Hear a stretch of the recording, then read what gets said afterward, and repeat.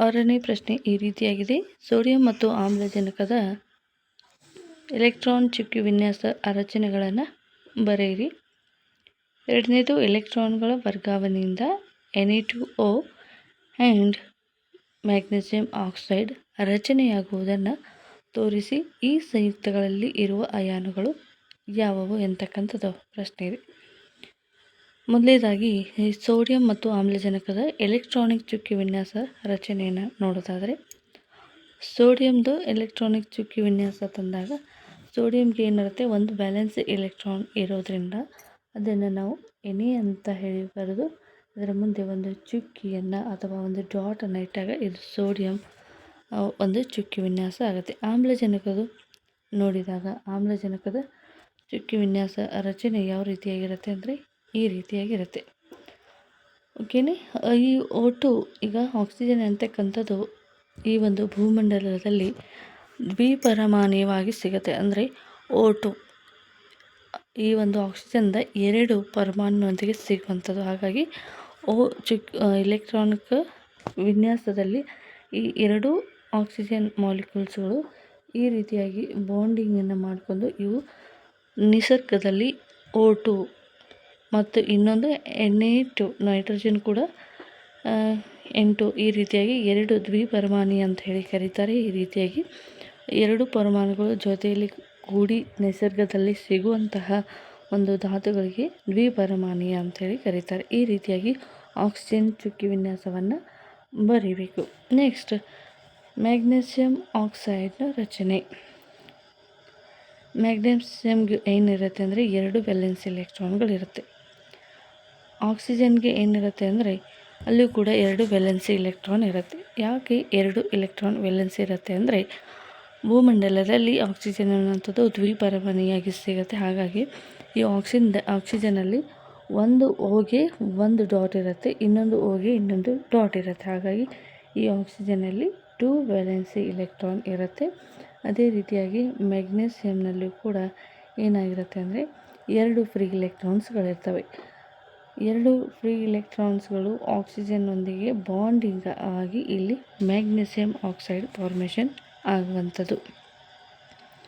Next ಮೂರನೆಯದು ಎಲೆಕ್ಟ್ರಾನ್ಗಳ ವರ್ಗಾವಣೆಯಿಂದ Na2O and magnesium O ಉಂಟಾಗುವಿಕೆಯನ್ನು ತೋರಿಸಿ. ಓಕೆ, ಈಗ ನೋಡಿದರೆ ಚುಕ್ಕಿ ವಿನ್ಯಾಸ ಯಾವ ರೀತಿಯಾಗಿತ್ತು ಅಂತ ಮ್ಯಾಗ್ನೀಸಿಯಂ ಮತ್ತು ಆಕ್ಸಿಜನ್ದು.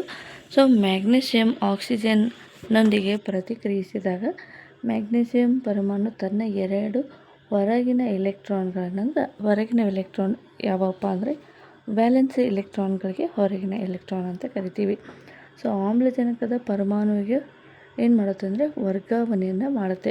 ತನ್ನಲ್ಲಿ ಇರುವಂತಹ ಮ್ಯಾಗ್ನೀಸಿಯಂ ತನ್ನಲ್ಲಿ ಇರುವಂಥ ವ್ಯಾಲೆನ್ಸಿ ಎಲೆಕ್ಟ್ರಾನ್ಗಳನ್ನು ಆಕ್ಸಿಜನ್ ಪರಮಾಣುವಿಗೆ ಏನು ಮಾಡುತ್ತೆ, ವರ್ಗಾವಣೆಯನ್ನು ಮಾಡುತ್ತೆ. ಆಗ 2 ಎಲೆಕ್ಟ್ರಾನ್ಗಳನ್ನು ಕಳೆದುಕೊಳ್ಳುವ ಮೂಲಕ ಮ್ಯಾಗ್ನೀಸಿಯಂ ಪರಮಾಣು ಮ್ಯಾಗ್ನೀಸಿಯಂ ಅಯಾನ್ ಆಗಿ ರೂಪಿಸುತ್ತದೆ ಮತ್ತು ಈ 2 ಎಲೆಕ್ಟ್ರಾನ್ಗಳನ್ನು ಪಡೆಯುವ ಮೂಲಕ ಆಮ್ಲಜನಕ ಆಕ್ಸೈಡ್ ಅಯಾನ್ ಆಗಿ ಇಲ್ಲಿ ಫಾರ್ಮೇಷನ್ ಆಗುತ್ತೆ. ಅಂದರೆ ಯಾವ ಒಂದು ಇಲ್ಲಿ ಪ್ಲಸ್ ಅಂದರೆ ಜಾಸ್ತಿ, ಮೈನಸ್ ಅಂದರೆ ಕಡಿಮೆ ಅಂತ ಬರೋದಿಲ್ಲ.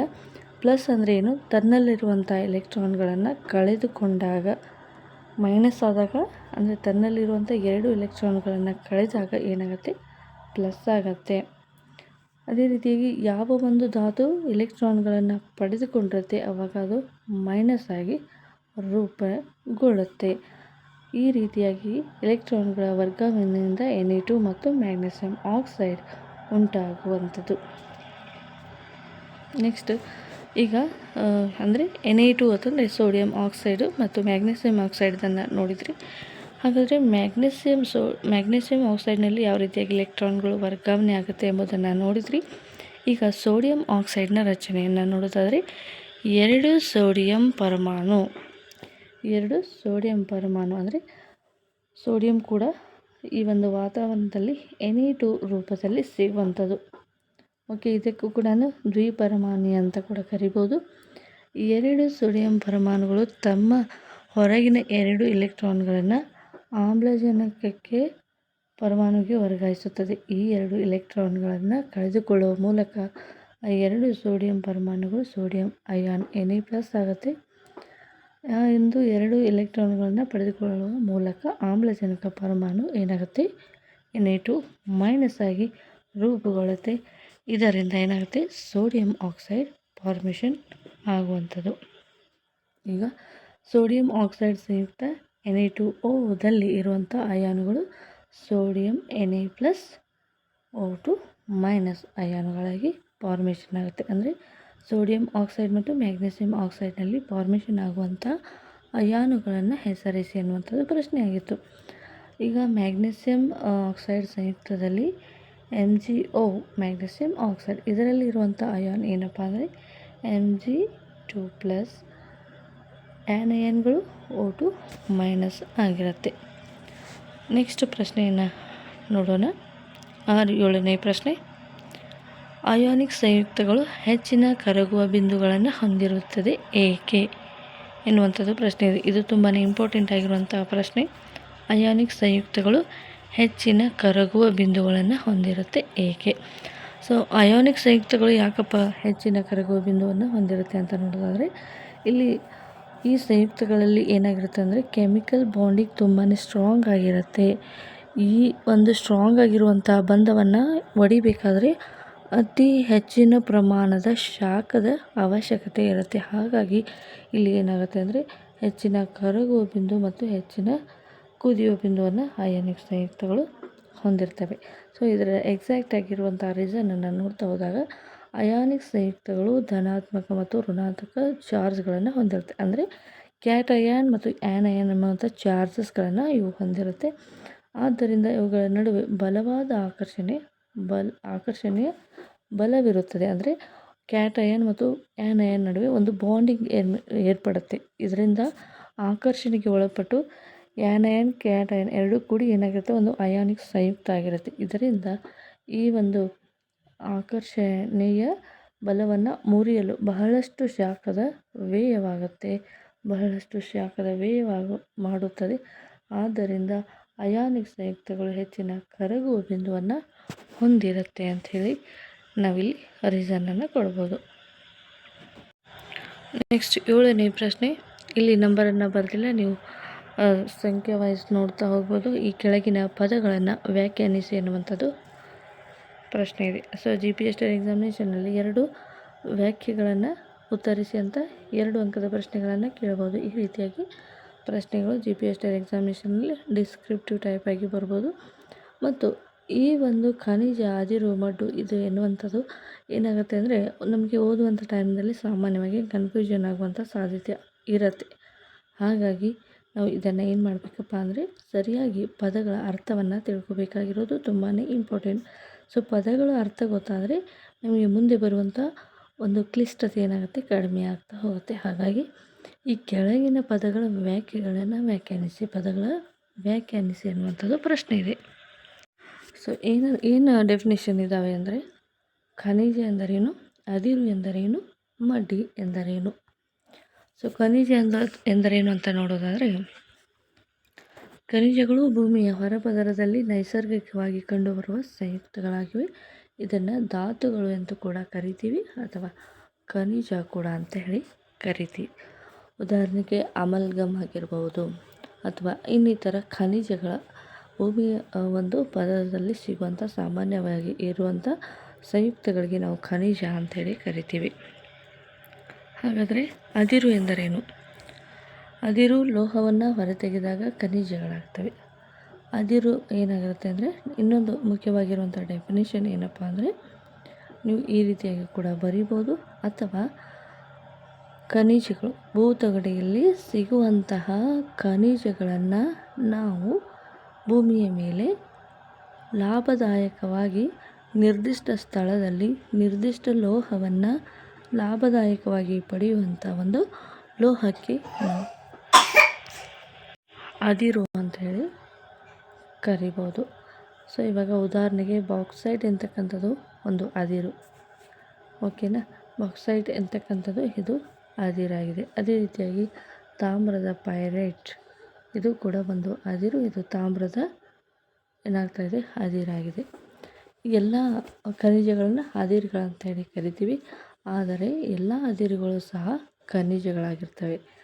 ಹೌದಲ್ವಾ? ಭೂಮಿಯ ಮೇಲೆ ಸಾಮಾನ್ಯವಾಗಿ ಸಿಗುವಂಥ ಎಲ್ಲ ಸಂಯುಕ್ತಗಳಿಗೆ ನಾವು ಖನಿಜ ಅಂತ ಕರಿತೀವಿ. ಆದರೆ ಅದಿರುತ್ತಂದರೆ ಏನು ವ್ಯತ್ಯಾಸ ಇರುತ್ತೆ? ನಿರ್ದಿಷ್ಟ ಸ್ಥಳದಲ್ಲಿ ಇಂತಹದೇ ಒಂದು ಲೋಹ ಸಿಗತ್ತೆ. ನಿರ್ದಿಷ್ಟ ಸ್ಥಳದಲ್ಲಿ ನಿರ್ದಿಷ್ಟವಾದ ಲೋಹವನ್ನು ನಾವು ಲಾಭದಾಯಕವಾಗಿ ಹೊರತೆಗೆದಾಗ ಆ ಒಂದು ಖನಿಜಕ್ಕೆ ನಾವು ಏನಂತ ಕರಿತೀವಿ ಅಂದರೆ ಅದಿರು ಅಂತ ಹೇಳಿ ಕರಿತೀವಿ. ಓಕೆನಾ? ಹಾಗಾದರೆ ಆ ಮಡ್ಡಿ ಎಂದರೆ ಏನು? ಭೂಮಿಯಿಂದ ಗಣಿಗಾರಿಕೆ ಮಾಡಿದ ಅದಿರುಗಳನ್ನು ನೈಸರ್ಗಿಕವಾಗಿ ಮರಳು ಕಲ್ಲುಗಳಿಂದ ಕಲುಷಿತಗೊಂಡಿದ್ದರೆ ಆ ಅದಿರನ್ನು ಏನಂತ ಕರಿತೀವಿ? ಮಡ್ಡು ಅಥವಾ ಕಲ್ಮಶಗಳು ಆಗಿವೆ. ಈ ರೀತಿಯಾಗಿರುವಂತಹ ಒಂದು ಲೋಹದ ಅದಿರನ್ನು ನಾವು ಮಡ್ಡಿ ಅಂತ ಹೇಳಿ ಕರಿತೀವಿ. ನೆಕ್ಸ್ಟ್ ಪ್ರಶ್ನೆ, 8ನೇ ಪ್ರಶ್ನೆ, ಪ್ರಕೃತಿಯಲ್ಲಿ ಮುಕ್ತ ಸ್ಥಿತಿಯಲ್ಲಿ ಕಂಡುಬರುವಂಥ 2 ಲೋಹಗಳನ್ನು ಹೆಸರಿಸಿ. ಇದು ಮಲ್ಟಿಪಲ್ ಚಾಯ್ಸಲ್ಲಿ ಕೂಡ ಪ್ರಶ್ನೆಯನ್ನು ಕೇಳ್ಬೋದು ಅಥವಾ ನೇರವಾಗಿ ಈ ರೀತಿಯಾಗಿ ಪ್ರಶ್ನೆಯನ್ನು ಕೂಡ ಕೇಳ್ಬೋದು. ಪ್ರಕೃತಿಯಲ್ಲಿ ಮುಕ್ತ ರೂಪದಲ್ಲಿ ಸಿಗುವಂತಹ ಲೋಹಗಳು ಚಿನ್ನ, ಪ್ಲಾಟಿನಮ್. ಮುಕ್ತ ಸ್ಥಿತಿಯಲ್ಲಿ ಕಂಡುಬರುವಂಥ 2 ಲೋಹಗಳಾಗಿವೆ. ನೆಕ್ಸ್ಟು ಪ್ರಶ್ನೆ ಏನಪ್ಪ ಅಂದರೆ, ಲೋಹವನ್ನು ಅದರ ಆಕ್ಸೈಡ್ನಿಂದ ಲೋಹವನ್ನು ಪಡೆಯಲು ಯಾವ ಒಂದು ರಾಸಾಯನಿಕ ಪ್ರಕ್ರಿಯೆಯನ್ನು ಬಳಸಲಾಗುತ್ತೆ? ಲೋಹವನ್ನು ಅದರ ಆಕ್ಸೈಡ್ನಿಂದ ಪಡೆಯಲು ಅಪಘರ್ಷಣ ವಿಧಾನವನ್ನು ಬಳಸಲಾಗುತ್ತೆ. ಆಕ್ಸೈಡ್ ಅಂದರೆ ಒಂದು ಲೋಹ ಏನಿದೆ ಅದರ ಆಕ್ಸೈಡ್ನಿಂದ ಲೋಹವನ್ನು ಪಡೆಯಲು, ಅಂದರೆ ಒಂದು ಲೋಹ ಇದೆ, ಅದು ಲೋಹದ ಆಕ್ಸೈಡ್ ಆಗಿದೆ, ಅದರಿಂದ ಆಕ್ಸಿಜನನ್ನು ಏನು ಮಾಡಬೇಕು? ಹೊರ ತೆಗಿಬೇಕು. ಆಕ್ಸಿಜನ್ ಅಂದರೆ ಅಪಘರ್ಷಣ ಅಂದರೆ ಏನು? ಉತ್ಕರ್ಷಣೆ ಎಂಬುದೇನು? ಡೆಫಿನೇಷನ್ ನಮಗೆ ಗೊತ್ತಿರಬೇಕು. ಅಪಘರ್ಷಣ ಅಂದರೆ ಏನು? ಒಂದು ಧಾತುವಿನಲ್ಲಿ ಇರುವಂತಹ ಲೋಹದಲ್ಲಿ ಅಥವಾ ಒಂದು ಧಾತುವಿನಲ್ಲಿ ಇರುವಂತಹ ಲೋಹದ ಈ ಒಂದು ಆಕ್ಸಿಜನ್ನ ಸಂಯುಕ್ತವನ್ನು ಹೊರತೆಗೆಯುವಂಥ ಒಂದು ವಿಧಾನಕ್ಕೆ ಅಪಘರ್ಷಣ ಅಂತೇಳಿ ಕರಿತೀವಿ. ಆದ್ದರಿಂದ ಲೋಹದ ಆಕ್ಸೈಡ್ನಿಂದ ಲೋಹವನ್ನು ಹೊರತೆಗೆಯಲು ನಾವು ಅಪಘರ್ಷಣ ವಿಧಾನವನ್ನು ಬಳಸಲಾಗುತ್ತೆ. ಉದಾಹರಣೆಗೆ ಸತುವಿನ ಆಕ್ಸೈಡನ್ನು ಇಂಗಾಲನೊಂದಿಗೆ ಬಿಸಿ ಮಾಡುವ ಮೂಲಕ ಲೋಹವು ಸತು ಆಗಿ ಏನು ಮಾಡುತ್ತೆ ಅಂದರೆ ಹೊರಗಡೆ ಸತು ಆಗಿ ಅದು ಪರಿವರ್ತಿಸಲಾಗುತ್ತದೆ. ಸೊ ಇವಾಗ ಏನಿರುತ್ತೆ, ಜಿಂಕ್ ಆಕ್ಸೈಡ್ ಇರುತ್ತೆ. ಇದು ಕಾರ್ಬನ್ನೊಂದಿಗೆ ಕಾಯಿಸಿದಾಗ ಇದು ನೋಡಿ ಜಿಂಕ್ ಆಕ್ಸೈಡ್ O ಏನಿದೆ ZnO ಅಂತ ಇದೆ. ಇದರಿಂದ ಆಕ್ಸಿಜನ್ ಮಾಡಬೇಕು, ಹೊರಗೆ ತೆಗಿಬೇಕು. ಆಕ್ಸಿಜನನ್ನು ಹೊರಗೆ ತೆಗೆದಾಗ ಅದು ಕಾರ್ಬನ್ ಮೊನಾಕ್ಸೈಡ್ ಆ್ಯಂಡ್ ಜಿಂಕ್ ಆಗಿ ಪರಿವರ್ತನೆ ಆಗುವಂಥದ್ದು. ಇನ್ನೊಂದು ಉದಾಹರಣೆಯನ್ನು ನೋಡೋದಾದರೆ, ಈಗ ಲೆಡ್ ಆಕ್ಸೈಡ್ ಇದೆ. ಲೆಡ್ ಆಕ್ಸೈಡ್ ಸೀಸದ ಆಕ್ಸೈಡನ್ನು ಇಂಗಾಲದೊಂದಿಗೆ ಬಿಸಿ ಮಾಡಿದಾಗ ಸೀಸದಿಂದ ಪರಿವರ್ತಿಸಲಾಗುತ್ತದೆ. Lead oxide plus carbon Pb plus CO ಅಂತಕ್ಕಂಥದ್ದು. ಓಕೆನಾ? ನೆಕ್ಸ್ಟ್ ಪ್ರಶ್ನೆ, ಯಾವ ಲೋಹಗಳು ಸುಲಭವಾಗಿ ಸಂಕ್ಷಾರಕ ಒಳಗಾಗುವುದಿಲ್ಲ? ಅಂದರೆ ಈ ಭೂಮಿಯ ಮೇಲೆ ಸಿಗುವಂಥ ಯಾವ ಒಂದು ಧಾತು ತುಕ್ಕು ಹಿಡಿಯೋದಿಲ್ಲ ಅಥವಾ ತನ್ನ ಕಲರನ್ನು ಬದಲಾವಣೆಗೆ ಒಳಪಡಿಸುವುದಿಲ್ಲ, ಆ ಒಂದು ಲೋಹಗಳು ಯಾವುವು ಅನ್ನುವಂಥದ್ದು ಪ್ರಶ್ನೆ ಇದೆ. ಓಕೆ, ಯಾವ ಲೋಹಗಳು ಸುಲಭವಾಗಿ ಸಂಕ್ಷಾರಕಕ್ಕೆ ಒಳಗಾಗುವುದಿಲ್ಲ ಅಂದರೆ ತುಕ್ಕು ಹಿಡಿಯೋದಿಲ್ಲ, ಲೋಹವು ತನ್ನ ಒರಿಜಿನಲ್ ಬಣ್ಣವನ್ನು ಬದಲಾಯಿಸಿಕೊಳ್ಳುವುದಿಲ್ಲ ಎನ್ನುವಂಥದ್ದು ಪ್ರಶ್ನೆ ಇದೆ. ಇಂಪಾರ್ಟೆಂಟ್ ಆಗಿರುವಂತಹ ಒಂದು ಪ್ರಶ್ನೆ ಇದು. ಚಿನ್ನ ಮತ್ತು ಪ್ಲಾಟಿನಮ್ ಏನಾಗ್ತವೆ ಅಂದರೆ ಸುಲಭವಾಗಿ ತುಕ್ಕು ಹಿಡಿಯದ ಲೋಹಗಳಾಗಿವೆ. ನೆಕ್ಸ್ಟ್ ಪ್ರಶ್ನೆ, ಮಿಶ್ರಲೋಹಗಳು ಎಂದರೇನು? ಮಿಶ್ರಲೋಹಗಳಂತಂದರೆ ಮಿಶ್ರಲೋಹವು 2 ಅಥವಾ ಹೆಚ್ಚಿನ ಲೋಹಗಳು ಅಥವಾ ಲೋಹ ಮತ್ತು ಅಲೋಹಗಳು ಏಕರೂಪವಾದ ಮಿಶ್ರಣಕ್ಕೆ ನಾವು ಮಿಶ್ರಲೋಹ ಅಂತ ಹೇಳಿ ಕರಿತೀವಿ. ಅಥವಾ ಡೆಫಿನೇಷನನ್ನು ಈ ರೀತಿ ಕೂಡ ಬರಿಬೋದು, 2 ಅಥವಾ 2ಕ್ಕಿಂತ ಹೆಚ್ಚು ಲೋಹಗಳ ಮಿಶ್ರಣಕ್ಕೆ ನಾವು 2 ಅಥವಾ 2ಕ್ಕಿಂತ ಹೆಚ್ಚು ಲೋಹಗಳ ಮಿಶ್ರಣಕ್ಕೆ ನಾವು ಮಿಶ್ರಲೋಹಗಳು ಅಂತ ಹೇಳಿ ಕರಿಬೋದು. ಅಥವಾ ಮಿಶ್ರಲೋಹವು 2 ಅಥವಾ ಹೆಚ್ಚಿನ ಲೋಹಗಳು ಅಥವಾ ಲೋಹ ಮತ್ತು ಅಲೋಹಗಳು ಕೂಡಿ ಒಂದು ಮಿಶ್ರಲೋಹವಾಗುವಂಥದ್ದು. ಈ ರೀತಿಯಾಗಿ ಕೂಡ ಡೆಫಿನೇಷನನ್ನು ಬರಿಬೋದು. ಈ ಒಂದು ಪ್ರಶ್ನೆಯನ್ನು ಏನು ಮಾಡಿದಾರಪ್ಪ ಅಂದರೆ GPS ಎಕ್ಸಾಮಿನೇಷನಲ್ಲಿ 2 ಅಂಕದ ಪ್ರಶ್ನೆಗಳಲ್ಲಿ 2 ವಾಕ್ಯಗಳನ್ನು ಕೊಟ್ಟು 2 ಅಂಕದ ಪ್ರಶ್ನೆಗಳನ್ನು ಕೇಳಿದರು. ಅದರಲ್ಲಿ ಒಂದು ಪ್ರಶ್ನೆ ಮಿಶ್ರಲೋಹ ಎಂದರೇನು 2 ಉದಾಹರಣೆಯನ್ನು ಕೊಡಿರಿ ಎನ್ನುವಂಥ ಪ್ರಶ್ನೆಯಾಗಿತ್ತು. ಉದಾಹರಣೆ ಅಂದರೆ ಯಾವುದು ಬರುತ್ತೆ? ತಾಮ್ರ. ಓಕೆನಾ? ತಾಮ್ರದೊಂದಿಗೆ ನಾವು ಯಾವ ಲೋಹವನ್ನು ಮಿಶ್ರಣ ಮಾಡಿದಾಗ ಹಿತ್ತಾಳೆ ಬರುತ್ತೆ? ತಾಮ್ರದೊಂದಿಗೆ ಯಾವ ಒಂದು ಲೋಹವನ್ನು ಮಿಶ್ರಣ ಮಾಡಿದಾಗ ಕಂಚು ಬರುತ್ತೆ? ಈ ರೀತಿಯಾಗಿ ಪ್ರಶ್ನೆಯನ್ನು ಕೇಳಬಹುದು. ತಾಮ್ರದೊಂದಿಗೆ ತವರವನ್ನು ಮಿಕ್ಸ್ ಮಾಡಿದಾಗ ಏನು ಬರುತ್ತೆ? ಕಂಚು ಬರುತ್ತೆ. ತಾಮ್ರ ಪ್ಲಸ್ ತವರ ಕಂಚು ಬರುತ್ತೆ. ಅದೇ ರೀತಿಯಾಗಿ ತಾಮ್ರ ಮತ್ತು ಸತುವನ್ನು ಮಿಕ್ಸ್ ಮಾಡಿದಾಗ ಮಿಕ್ಸ್ ಮಾಡಿದಾಗ ಏನು ಬರುತ್ತೆ? ಹಿತ್ತಾಳೆ ಬರುವಂಥದ್ದು. ಈ ರೀತಿಯಾಗಿ ಮಿಶ್ರಲೋಹಗಳ ಉದಾಹರಣೆಯನ್ನು ಕೊಡಬೇಕು. ಓಕೆ ಫ್ರೆಂಡ್ಸ್, ಇಷ್ಟು ಪ್ರಶ್ನೆಗಳೇನಾಗಿತ್ತಪ್ಪ ಅಂದರೆ ನಮ್ಮ ಟೆಕ್ಸ್ಟ್ ಬುಕ್ ಮಧ್ಯದಲ್ಲಿ ಈ ಒಂದು ಚಾಪ್ಟರ್ನ ಮಧ್ಯದಲ್ಲಿ ಕೇಳಿರುವಂಥ ಪ್ರಶ್ನೆಗಳಾಗಿವೆ. ಮುಂದಿನ ಒಂದು ಕ್ಲಾಸ್ನಲ್ಲಿ ಈ ಒಂದು ಚಾಪ್ಟರ್ಗೆ ಸಂಬಂಧಿಸಿದ ಎಕ್ಸಸೈಸನ್ನು ಡಿಸ್ಕಸ್ ಮಾಡೋಣ. ಅಲ್ಲಿವರೆಗೂ ನಮ್ಮ ಚಾನಲ್ನ ವೀಕ್ಷಣೆ ಮಾಡ್ತಾಯಿರಿ. ಈ ಚಾನಲ್ಗೆ ನೀವೇನಾದರೂ ಹೊಸಬರಾಗಿದ್ದರೆ ದಯವಿಟ್ಟು ನಮ್ಮ ಚಾನಲ್ಗೆ ಸಬ್ಸ್ಕ್ರೈಬ್ ಮಾಡ್ಕೊಳ್ಳಿ. ಇಷ್ಟೊತ್ತು ಈ ಒಂದು ವಿಡಿಯೋನ ನೋಡಿದ್ದಕ್ಕೆ ಥ್ಯಾಂಕ್ ಯು ಸೋ ಮಚ್.